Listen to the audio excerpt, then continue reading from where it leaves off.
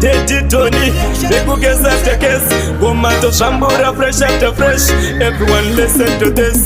Ushure mema korepo, kijidanana, rudorwa manda pamusoro, kijipanana. Bepakatanga kushuona kunge munu akumberi, inakutondiwona kunge ndakasara. Gopakatanga kunditsvagira vana baba munini, vafana vamwe vacho vari vahombe kwandiri. Ini ndakazvidhabhura ndega ndakazvisapura, ndachona kuti nhasi azondifonera achiti tananeni hati wakasvita moyo wangu ndakakupa iwe ukautamisa fishfish tananeni hati wakasvita moyo wangu ndakakupa iwe ukautamisa fishfish mangwana ndozochema chiti dai ndakaziva dziva randanakarwa ndingarambe ndichitiva toziva prevention the better than cure nyangwe ndikadzitsaka ndingazofa ndichiziva tyananeni oskuda hazvichaita ndatone mumwe andakuda hati ndekutaimbire kweuchindishainira saka nhasi chiko chawakuda tyananeni hati wakasvita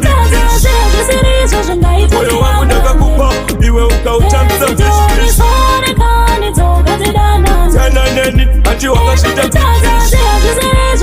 moyo wangu ndakakupa iwe ukautamisa memakorepo tichidanana rudo rwamhanda pamusoro tichipanana bepakatanga kuzviona kunge munhu akumberi inakutondiona kunge ndakasara ndopakatanga kunditsvagira vana baba munini vafana vamwe vacho vari vahombe kwandiri ini ndakazvidhabhura ndega ndakazvisapura ndachona kuti nhasi azondifonera achiti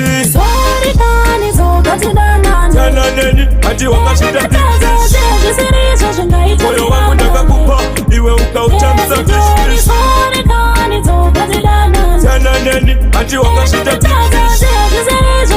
moyo wangu ndakakupa iwe ukautamisa fishfish mangwana ndozochema chiti dai ndakaziva dziva randanakarwa ndingarambe ndichitiva toziva prevention the better than cure nyangwe ndikanzitsaka ndingazofa ndichiziva tyananeni oskuda hazvichaita ndatone mumwe andakuda hati ndekutaimbire kweuchindishainira saka nhasi chiko chawakuda tyananeni hati wakasvita moyo wangu ndakakupa iwe ukautamisa fishfish tananeni hati wakasvita